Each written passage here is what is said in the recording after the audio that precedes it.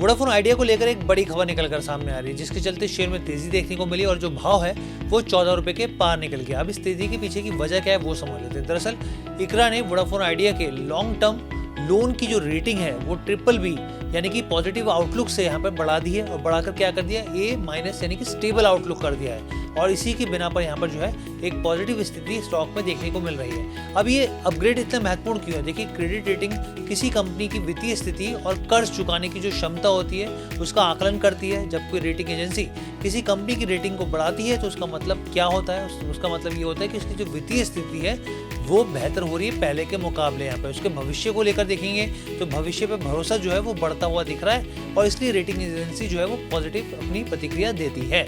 अगर आप कंपनी की बात करेंगे तो भारी कर्ज है, यहाँ पे कंपटीशन बहुत ज़्यादा है यहाँ पर, और ग्राहक की जो गिरावट है वो एक बड़ी चुनौती बनी हुई थी। लेकिन अब पिछले 3 महीने से लगातार जो है वो पॉजिटिविटी देखने को मिल रही है सब्सक्राइबर बेस में। अब आप सोचिए, एक टाइम में स्टॉक 125 रुपये पर था, फिर 2 रुपये पर पहुंचा, अब 14 रुपये पर आकर खड़ा हो गया है। तो देखिए कितना ज़बरदस्त अप एंड डाउन इस कंपनी ने देखा है।